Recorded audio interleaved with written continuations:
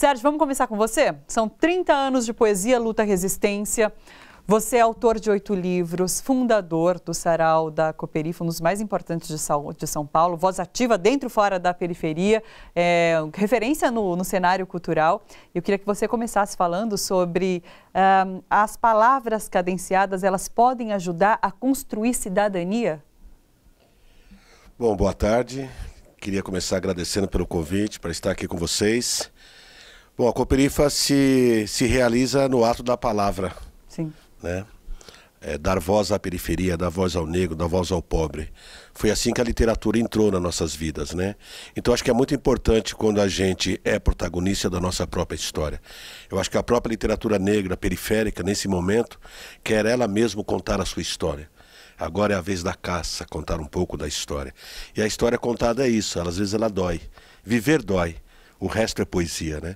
Então é sobre isso que a gente está contando, sobre nossas vidas, dessas e outras que virão, né? Então a literatura que a gente faz não é uma literatura pela literatura. Então mas é muito importante que a palavra chegue primeiro antes da literatura, porque no Sarau da Cooperifa é quando a literatura desce do pedestal e beija os pés da comunidade. E ao beijar os pés da comunidade, a literatura se mostra humilde e mostra que sagrado é quem lê. Então eu acho muito importante a palavra. Marcelo, você acha que a poesia, ela, de alguma forma, ela precisa tocar quem está lendo? Sim, sem dúvida. O Sérgio estava falando, eu acho muito interessante, esses movimentos de sarau, de slam, eles dão voz e ouvido também, porque a gente ouve e aprende, e é um lugar do grito também, né? É um lugar da denúncia, é um lugar de outros que você não encontra em outros lugares, né? E a palavra, ela te possibilita isso, né? É o grito mesmo, acho que é isso. A gente viu um jogral ali também, uma espécie de literatura e a poesia está em todo lugar. Sim, o Renato pode falar desse universo da música também, você é compositor. Acho que as artes, no geral, elas têm esse papel de tocar e de ser ato político também. Completamente. Ela tira a nossa consciência de um lugar comum, né? Leva para um lugar onde a gente pode... Às vezes você nem tem tanta consciência daquilo que você está produzindo, mas vem tanto do inconsciente, vem tanto de um lugar que alcança o maior número de pessoas, uma comunicação que às vezes ele não está sentindo a mesma dor que você, mas ele comunga dessa dor, a arte proporciona isso, né? Sim. A poesia tinha um quê de erudita no passado, e isso ela foi se popularizando, né? É uma evolução, como vocês chamam isso, uma evolução da poesia? É uma desconstrução da poesia? O que é esse movimento? Eu acho que é apropriação. Sim. Eu acho que nós somos o povo, nós somos os pretos, os pobres. Nós falamos uma língua diferente, pensamos diferente, andamos diferentes, dançamos diferente. Então por que não criar uma língua diferente, já que essa língua que se pratica no Brasil nos menospreza, tem preconceito com o nosso povo. Então criamos nós a nossa literatura. Não desprezamos a literatura de ninguém, porque eu acho que toda literatura é muito importante. Mas o sarau é quando a pessoa mais simples do mundo se torna a pessoa mais importante, como deve ser. Então eu acho que a poesia teve essa função em nossa vida de mostrar que nós somos gente, somos seres humanos. No livro do Fanon, a primeira pergunta é: o que era o negro? Ser humano. O que era a periferia através da poesia? Ser humano. Então, se não nos deixam ser humano, ninguém é humano. Então estamos praticando a desumanidade. Então a gente está implantando de forma elegante, que é a literatura, o pão do privilégio, para que coma miudinho na mão da molecada. Então acho que a gente popularizou e democratizou a palavra, a escrita e a literatura. E dessa forma humanizou também. A poesia tem esse papel de humanizar também? Sim, exatamente, porque imagine você que no Jardim Guarujá, extremo sul de São Paulo, as pessoas, depois de adorar um Deus chamado trabalho, se encontram para ouvir e falar poesia. A literatura praticada de forma humilde. Eu falo para você e você me ouve. E nessa troca de ideias entra a literatura, entra a palavra, entra o drama, entra o romantismo, entra a denúncia, né? Então é a forma mais elegante que a gente descobriu que a literatura pode ser uma coisa democrática. Sim. Vamos falar do Botica Poesia. Para além de tudo que o Renato já produziu, você já tocou com gente muito importante e agora vocês desenvolveram esse projeto, o Botica Poesia, que vocês musicalizam a poesia de Sérgio Vaz, né? Então, como surgiu a ideia E por que esse querer musicalizar a poesia? Eu leio Sérgio Vaz com notas musicais, né? Eu só pego, né? Não é trabalhoso. Ele fica falando às vezes, nossa, você não pode trabalhar porque não dá trabalho musical os poemas. Eles são... Ouvir o Sérgio Vaz já fala cantando, né? É ritmado o jeito que ele fala naturalmente. Então, escrevendo, sim, já traz esse ritmo. E quando começa a cantar Sérgio Vaz, compor, eu canto, toco violão eu moro na Vila Inhocuné, e eu toco na minha rua violão. E quando eu toco um poema que eu musiquei Sérgio Vaz, todos me entendem. Eu estou falando pro meu vizinho, que vai numa igreja batista, eu estou falando pro feirante que mora em frente, eu estou falando pro motorista da lotação e o cobrador, mas eu também falo para aquele que virou gerente de banco e deu um salto, né, na condição dele. Quando eu canto Sérgio Vaz, eu estou cantando para todo mundo, falando para todo mundo. É plural o texto do Sérgio Vaz. Né? E foi assim desde a primeira vez que você ouviu o Sérgio Vaz? Você já ouviu essa música? Eu não sei se ele vai lembrar. Eu conheci o Sérgio Vaz há muito tempo no centro, perto do Sesc Consolação, numa biblioteca, que eu fui na ação educativa e ele estava descendo. Biblioteca Mário de Andrade. Mário de Andrade. E um amigo meu falou, cara, esse cara é o Sérgio Vaz. E eu falei, pô, parceiro, sou músico do Inhocuné, sou. E ele conhecia o Inhocuné e batemos um papo, chamou para tomar um suco gelado ali na esquina. Não, não é verdade, não. A parte do suco não é verdade. Não tomo suco. Não foi um suco gelado? Eu tô esquecendo. Não foi. Eu não pratico esse. Não foi o suco? Não pratico o suco. Aí tentamos lá, tomamos um Guaraná, então. Não, vamos... Vamos tomar uma água gelada. Uma água gelada, vamos deixar assim. E já batemos um papo, uma simpatia e nunca mais. Isso faz quanto tempo? Faz anos e anos e anos. Na ação educativa, uns 8 anos. É por aí. Uns 8 anos. Sim.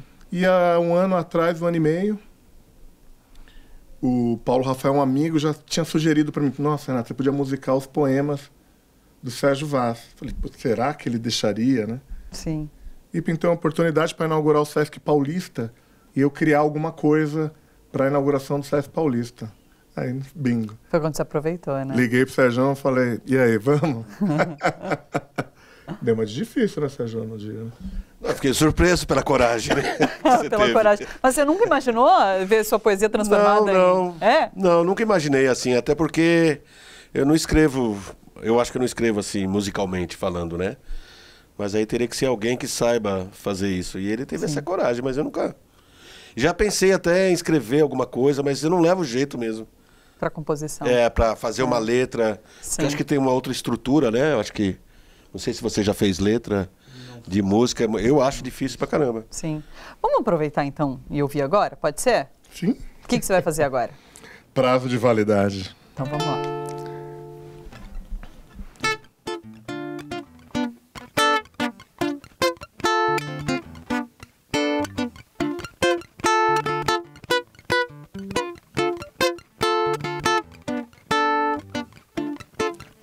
Juras de amor não são mentiras, de maneira alguma.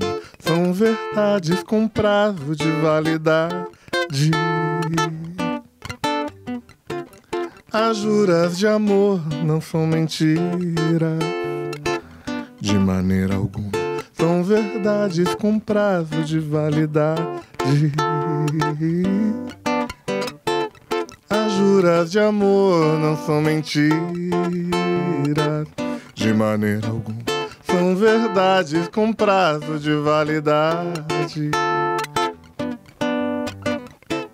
As juras de amor não são mentiras, de maneira alguma.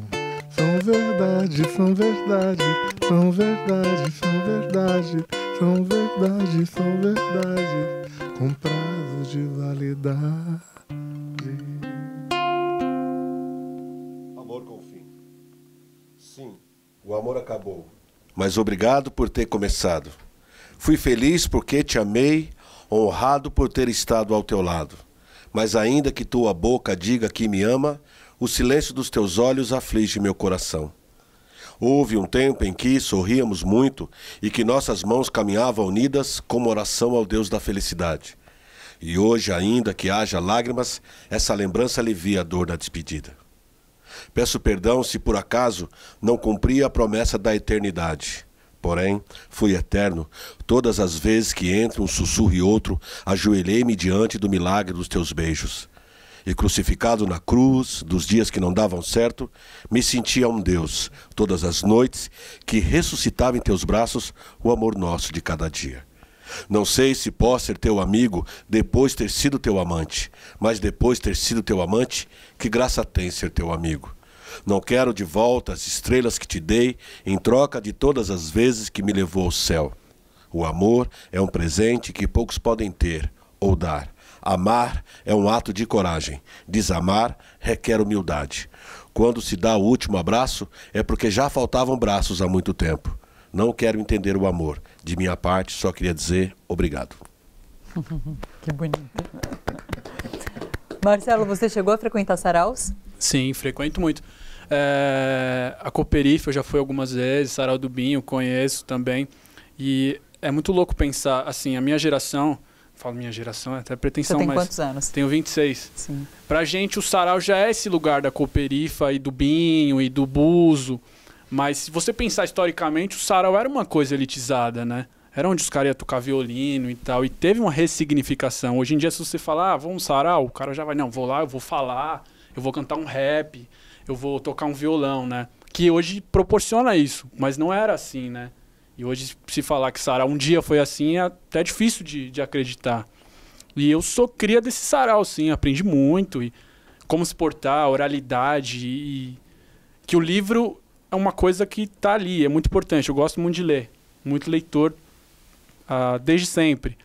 Mas quando eu vi um sarau e eu vi que era possível sonhar em ser artista, porra, aí você abre um leque de possibilidades. É muito importante o sarau. Dentro de escola, sarau dentro de escola, eu já vi alguns, já fui também fazer, é sensacional. Tem um dos mesquiteiros, que é bastante conhecido, tem, né? Escolas, tem projetos com o Vopo, que são os meninos que fazem poesia incrível, assim.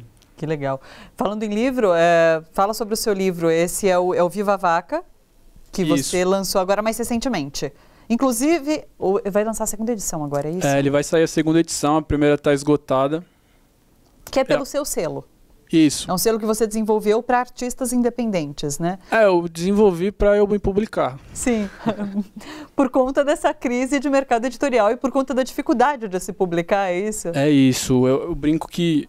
Costumo falar que eu até tive que colocar a profissão, eu coloco poeta, mas o tanto que tem que se fazer para ser poeta, né? Eu tenho que ser produtor cultural, assessor de imprensa, editor, marqueteiro e tudo. Carrego o livro nas costas, vendedor e editor. E ter um selo, né? Sim. E aí, esse primeiro nem saiu com o selo, porque eu fiz meio sem saber como faz um livro. E aí eu tô fazendo a segunda edição, porque a primeira esgotou. E tem uma característica interessante que é um livro de receita com poesias. Fala um pouco sobre isso. A brincadeira foi tentar colocar esse lugar da poesia, né? Aonde que tem a poesia. Porque eu acho que a poesia é uma coisa assim divina, sublime, e o poeta tenta transformar a linguagem, né? Isso aí. E tá em todo lugar. E aí veio essa ideia de colocar de um lado uma receita e do outro uma poesia que dialogasse com a receita. Eu escolhi as receitas primeiro, e aí como se fosse um jogo. É um pouco de processo também, né? Um pouco um livro processo criativo. Isso é um pouco do poeta, de ver poesia em tudo? A gente está falando de poesia do cotidiano, né? O cotidiano tem muita poesia. Olha, para mim a poesia é a forma que eu descolei para falar sobre humanidade. Sim. Como eu consigo me comunicar como ser humano. É a única forma, não tem outra forma, eu não consigo fazer outra coisa. Eu vi ele falando um monte de coisa que ele faz. Eu sou um vagabundo por natureza, nunca gostei de trabalhar, não gosto, não aconselho, respeito. E para mim, quando eu digo que sou poeta, é geralmente para não dizer que eu sou tudo isso, entendeu? Mas a poesia é a forma que eu tenho para me comunicar com o mundo. Eu não consigo falar com o mundo se não for através da poesia, se não sintetizar. Eu não consigo escrever uma crônica, um artigo e tal. Então acho que poesia para mim é o ar que eu respiro, é minha sobrevivência como ser humano. Eu necessito de poesia para me comunicar com esse mundo e para entender um pouco esse mundo. Gente, bora fortalecer a TVT? É só clicar em inscrever-se e depois clicar no sininho. Pronto! Assim que pintar notícia nova, você fica sabendo no ato.